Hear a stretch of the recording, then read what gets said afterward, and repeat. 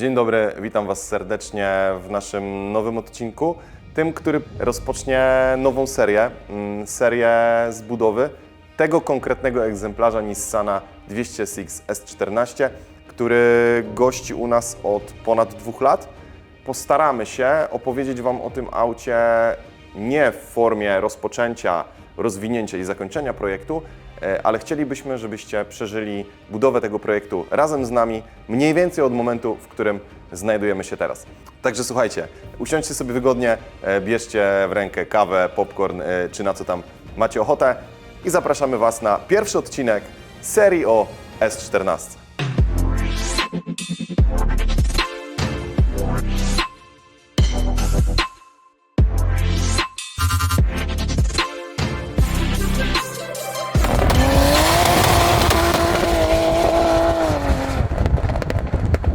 Stoimy przy aucie mniej więcej w 40% całego projektu.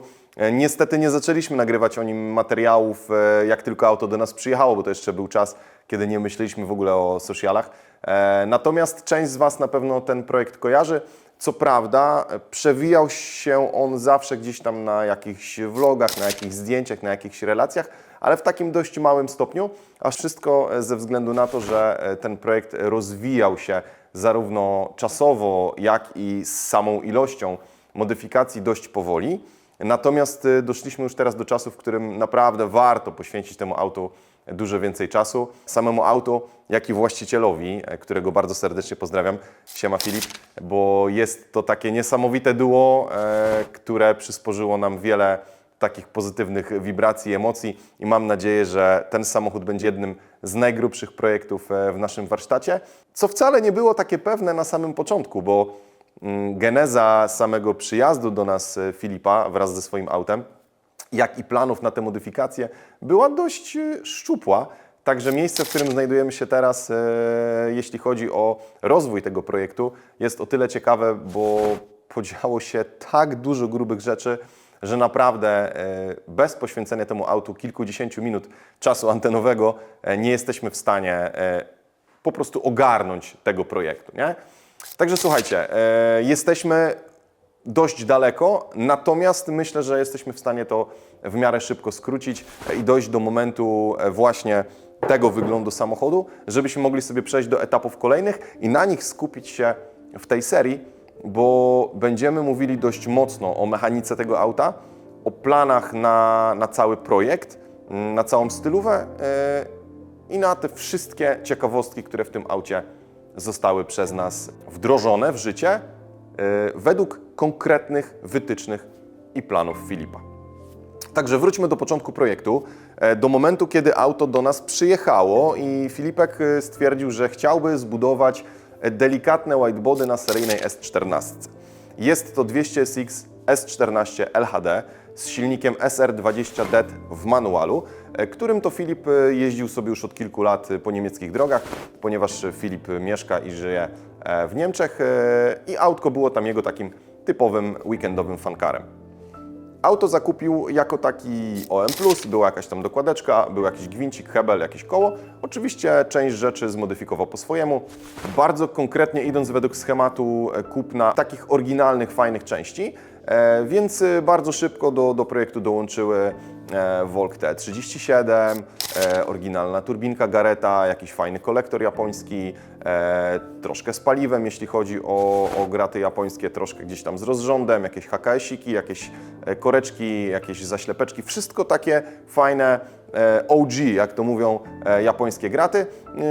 No i w takim mniej więcej wyglądzie, w takim setupie auto przyjechało do nas na poszerzenie tylnych błotników i dorolowanie przednich błotników, żeby miało to taką jedną fajną całość, żeby to auto troszkę wyróżniało się spośród innych czternastek.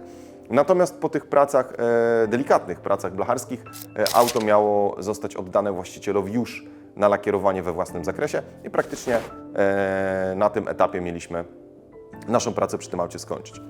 Szybko okazało się, po gdzieś tam pierwszych czy drugich odwiedzinach Filipa, że ten pomysł na whitebody jest trochę szalony, bo nie było to tylko wypchnięcie błotników, to było też zmienienie ich kształtu przetłoczenia, to było jakby poradzenie sobie z linią S14, która idzie wzdłuż całego boku razem z drzwiami, ponieważ ta linia podczas poszerzania tylnych błotników, ona bardzo często robi się takim łukiem w dół lub w górę, ponieważ ludzie wypychając te błotniki nie są w stanie utrzymać tej linii, żeby ona z każdego kąta wyglądała spoko. Ona niby według miarki z boku wygląda ok, niby gdzieś tam przymykając jedno oko z boku czy od tyłu wygląda całkiem ok, ale zawsze jest jakiś kąt, gdzie ta linia po prostu robi lekką sinusoidę, nie? Więc dostaliśmy takie konkretne wytyczne, żeby wyglądało to trochę inaczej niż na przykład takie laminatowe overfendery do kupna do S14, gdzieś tam jakieś poszerzki, które są do kupienia w formie flar. No i tutaj Filip bardzo mocno, ale to bardzo, uparł się na akcję, żeby te poszerzenia były z metalu.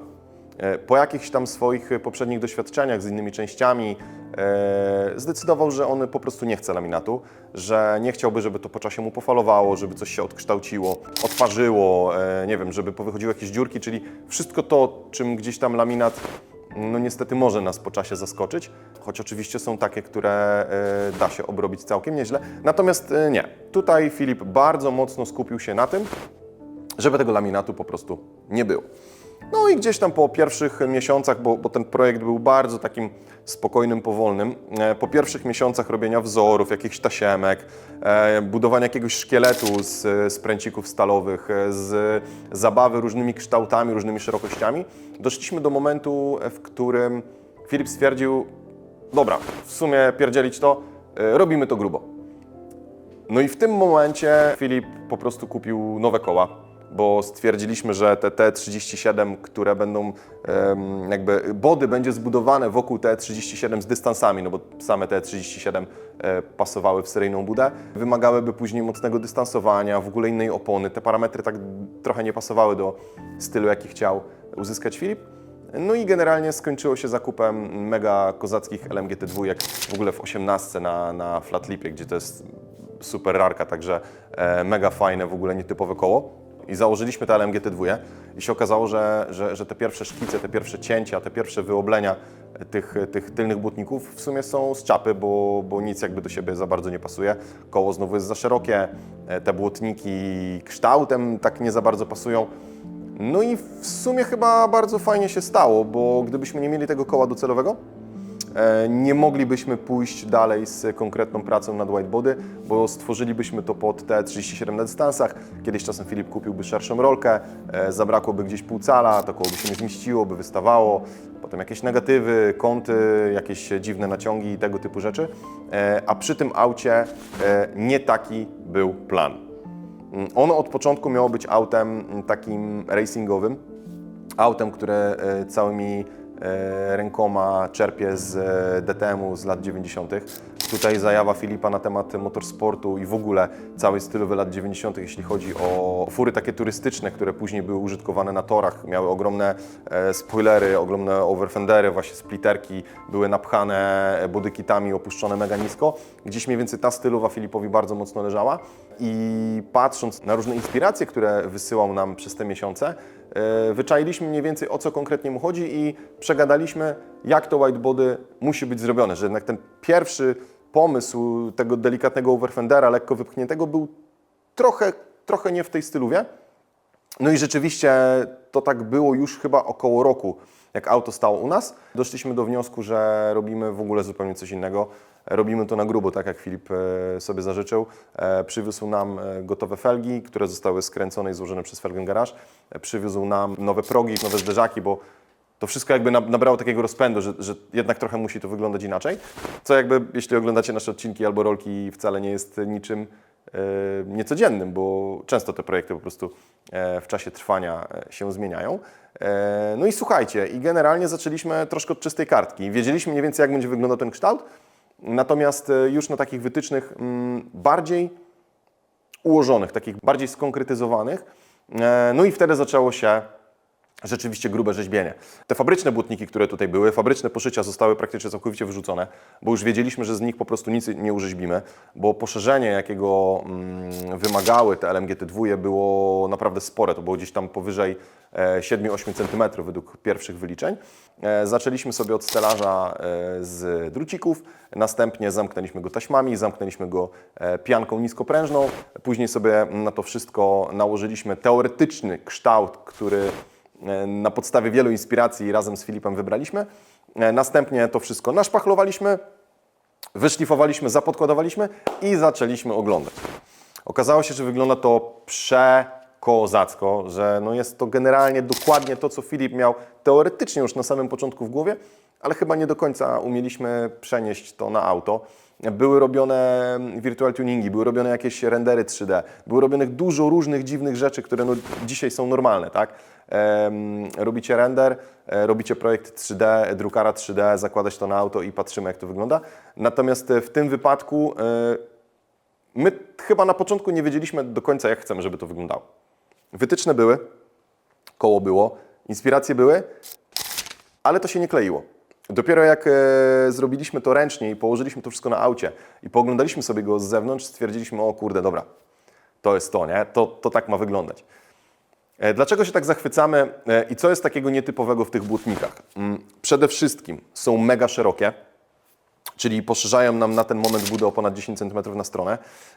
Pozwalają na spasowanie 11-calowych LMGT2 na oponce 295/30 w 18 i to w taki sposób, że koło wpada w dobiciu w sam błotnik, tak? Więc tutaj nie ma żadnego konfliktu.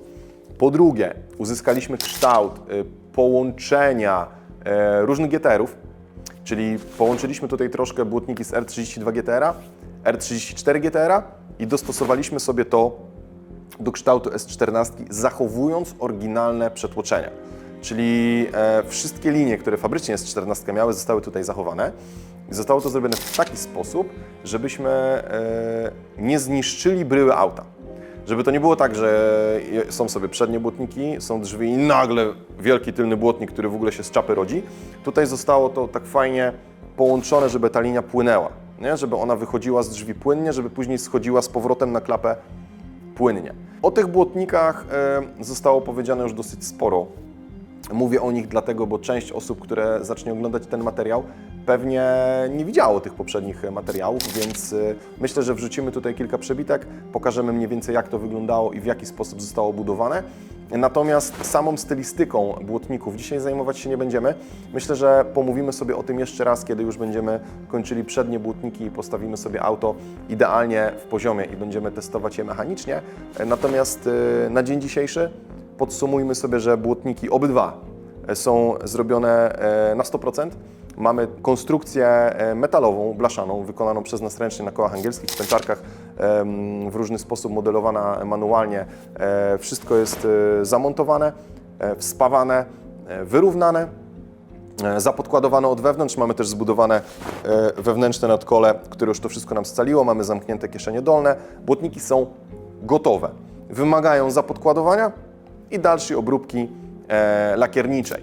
Także podsumowując ten etap wizualny, który tak naprawdę zakończył się w okolicy listopada, grudnia zeszłego roku, myślę, że jest to czas, żebyśmy przeszli do tego, o czym ta seria tak naprawdę będzie i co było wynikową tego długiego czasu projektowania błotników i zabawy z tym projektem, bo jeśli te błotniki nie byłyby wykonywane przez tak długi okres czasu, tylko zakończylibyśmy projekt w 2 miesiące, Filip odjechałby od nas zadowolony seryjnym samochodem.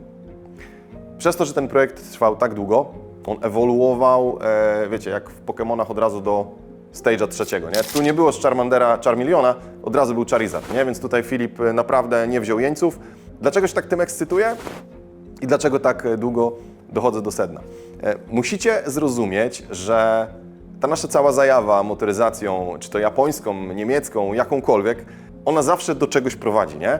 Ona prowadzi nas przez różne samochody, przez różne style tuningu, przez różne modyfikacje, do jakiegoś etapu końcowego, o którym pewnie każdy z nas myśli. No, ja, jak i ty, jak i wszyscy twoi ziomkowie na pewno mają jakiś swój dream car i kupując auta po drodze, mają nadzieję, że kiedyś do tego dream cara dojdą. W przypadku Filipa takim dreamcarem są, powiedziałem w liczbie mnogiej, no bo rzeczywiście Filipa jara wiele wersji, Nissana Skyline'a GTR. Jego takim ultimate dreamcarem byłby R34, byłby R35, tak naprawdę mega fajnie zbudowany. Natomiast doskonale wiecie, że są to pieniążki dużo większe niż S14, do tego jeszcze kupiona kilka lat temu w miarę seryjnym stanie. Żeby dojść do takiego ultimate projektu, trzeba albo wiele lat ciężko pracować, albo mieć mega duże szczęście, albo po prostu sukcesywnie budować sobie jedną furkę, potem drugą, trzecią, czwartą i gdzieś tam na samym końcu dojść do tego dreamcara. Filip postanowił, że on zrobi to trochę inaczej. Wyszedł ponad szablon i stwierdził, że w sumie po co mu Skyline, jak on może mieć Skyline'a, nie? Ale nadal będącego S14, przy okazji robiąc coś jedynego w kraju, w Europie, może i na świecie. No i w ten sposób dochodzimy do clou projektu, czyli tego, co dalej podzieje się z tym samochodem, dlaczego poświęcamy mu całą serię i dlaczego tak się cieszymy na sam fakt, że ten samochód obrabiamy. To, co zobaczycie w tej serii, to są rzeczy, których w Polsce się jeszcze nie robiło. Będziemy tutaj poruszać kwestie, które w niektórych momentach będą dla nas też jakimiś zagadkami. Będziemy tutaj robić rzeczy, które są dla nas też czymś nowym, a przy tym ciekawym. Będziemy w tym samochodzie zmieniać praktycznie wszystkie komponenty zawieszenia, silnika, układu napędowego, biorąc garściami ze wszystkich najlepszych modeli Nissana w taki sposób, żebyśmy zbudowali Ultimate S14 z chorym silnikiem ze Skyline'a. Teraz się przyznać, ilu z Was pomyślało o RB26 ze Skyline'a R34. Co ja mam Wam powiedzieć? Ja zareagowałem podobnie. Dowiedziałem się o swapie, który jest za moimi plecami w połowie poprzedniego roku. To było dość spontaniczne, bo często sobie whatsappujemy z Filipem, rozmawiamy o jakichś tam głupotach, o pomysłach na auto i w trakcie robienia błotników Filip wystrzelił z hasłem pod tytułem: kurczę, może sprzedałbym swojego SR-a i kupiłbym silnik ze Skyline'a. Pomyślałem sobie, w sumie spoko, nie? Pozbędziemy się SR-a, wrzucimy RB, kupi się jakiegoś fajnego RB-ka w miarę gotowego, takiego, który jeździł, który był sprawdzony, żeby tego nie budować od zera. No i będzie mega fajna czternacha z przepięknie brzmiącym RB26. Natomiast ja chyba nie do końca zrozumiałem Filipa, ale jemu chodziło o VR38 DET ze Skyline'a R35. Tak sobie myślę, damn, to tak można? Wiecie, w sensie jak wybierasz silnik do swojego Dreamcara, to zazwyczaj gdzieś tam oscylujesz w tych JZ-ach, w SR-ach, może w LS-ach, może w jakichś bardziej egzotycznych silnikach wolnossących. Natomiast silnik z GTR-a, wiecie, AWD i to jeszcze w automacie i to z takiego w miarę świeżego auta, ale gdzieś tam po dłuższej rozkminie wydało mi się takie dość sensowne, bo tak, po pierwsze Filip już pierwszy krok konwersji na S14 GTR dokonał jakiś czas temu, zakładając tutaj pełen zestaw hamulcowy właśnie z R35 GTR-a. Mamy tutaj zarówno przednie, jak i tylne zaciski z tarczami właśnie od tego modelu. No i mimo tego, że wydało mi się to takie trochę skomplikowane i drogie, okazało się, że jest to całkiem sensowne. Kilka miesięcy rozkmin, gdzieś tam różnych pomysłów, pomiarów, sprawdzenia rynku, różnych benchmarków tego silnika, zastosowań i tak dalej. No i rzeczywiście powiem Wam tak, skubany to zrobił, nie? Jak powiedział, tak zrobił. No i kupił VR38 DET, który dotarł do nas pod koniec zeszłego roku. Przyjechał sobie na palecie z Niemiec, pięknie zapakowany, wyciągnięty ze sprawnego auta z niskim przebiegiem. No i zaczęliśmy rozkminiać na temat w ogóle napędu, na temat skrzyni, w ogóle co, jak? Ale Filip nas uspokoił, mówi: słuchajcie panowie, zrobimy samochód, ja sobie pojeżdżę rok, dwa. W międzyczasie poogarniam graty, poszukam rozwiązania, części, może ktoś zrobi jakieś adaptery gotowe do skrzyni i tak dalej. Niech on leży. Mówię, dobra, spoko, niech leży. No i co? Minął chyba z miesiąc. Dogadaliśmy się z PMC, żebyśmy wysłali ten silnik, abyśmy stworzyli adapter do 8 HP. No bo tutaj sekwa byłaby cholernie droga, jakikolwiek manual chyba trochę zabrałby frajdę z używania tego silnika. wykonano, adapter pod 8 HP. Filipek kupił 8 HP, zakupił adapter właśnie w PMC po jego wykonaniu. No i mieliśmy u nas już tutaj w Ujściu, w naszej nowej siedzibie, ten silnik razem z adapterem i skrzynią gdzieś w okolicy lutego 2024 roku. No i on tak sobie leżał w czystym, suchym pomieszczeniu i czekał na lepsze czasy.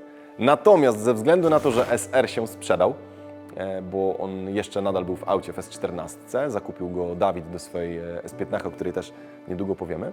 Temat swapa stał się coraz bardziej realny. Zaczęło nas tak trochę mrowić i smyrać, że rzeczywiście to się chyba stanie. Cykaliśmy się trochę rozpoczęcia tego projektu, bo tutaj mega dużym problemem jest wysokość tego silnika.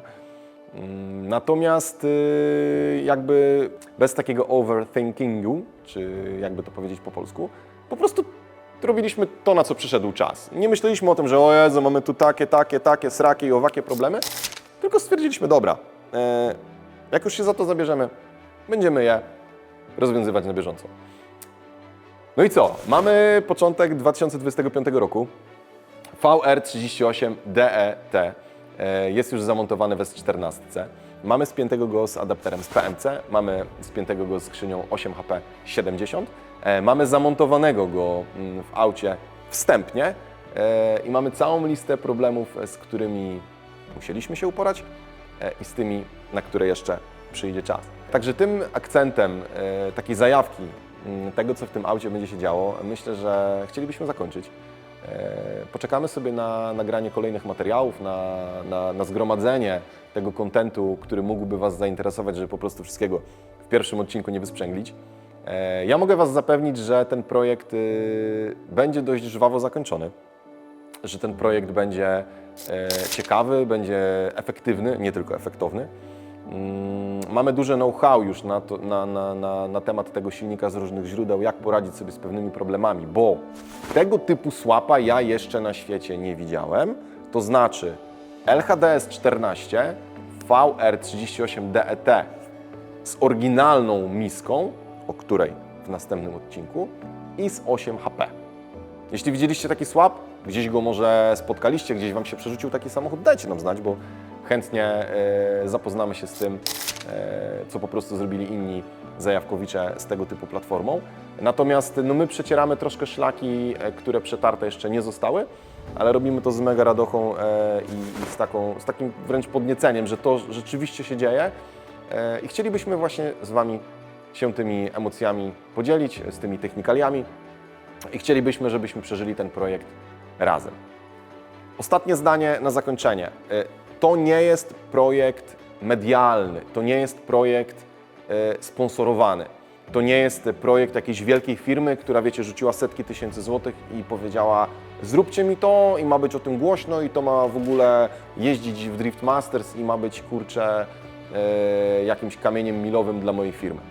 To jest projekt hobbystyczny, mega zajawionego na punkcie tuningu człowieka, który zaufał nam na tyle, żebyśmy mogli ten projekt poprowadzić razem. A my, bez dostępu do technologii z NASA, bez maszyn CNC za miliony dolarów i bez zaplecza amerykańskich youtuberów w postaci sprzętu i innych podwykonawców, spróbujemy sobie z tym poradzić na naszym rodzimym podwórku.